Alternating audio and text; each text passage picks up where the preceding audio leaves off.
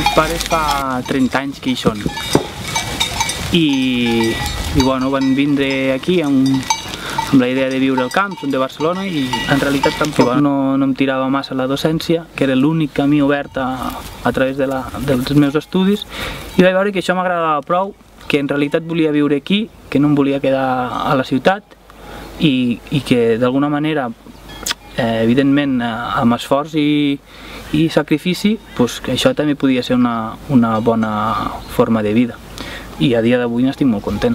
Orgullós també d'haver millorat, perquè els meus pares, quan jo vaig decidir quedar-me, la seva tendència ella era anar produint cada vegada menys per poder mantindre's ells i prou, i la meva arribada o el meu retorn a l'empresa va voler dir una forta inversió de capital que va ser una mica obligat pels meus pares.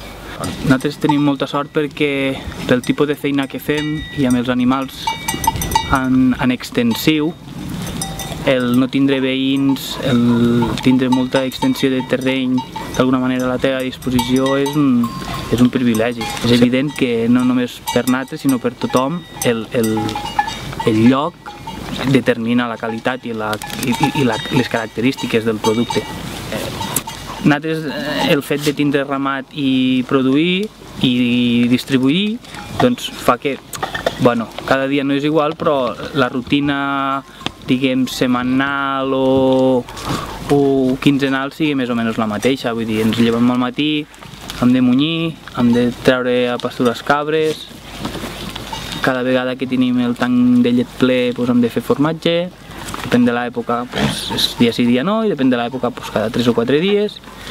I després has de fer tot el procés, vull dir que has de raspallar formatges, has d'embolicar formatges i has de vendre formatges. Que només produïm amb llet de les nostres cabres i no compres llet fora, doncs disposes de la llet que disposes i amb aquesta llet fas el formatge, fas una producció limitada. Aquí el territori d'alguna manera ja s'ha acostumat a que entenen que els animals tenen uns cicles i quan s'han acabat, s'han acabat. Tenim la mala costum de no treure-nos cabres que són improductives, per exemple.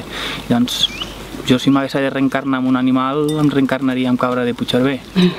Viuen bastant bé, mengen molt bé, tenen tota la llibertat del món i a més no se'ls exigeix un rendiment.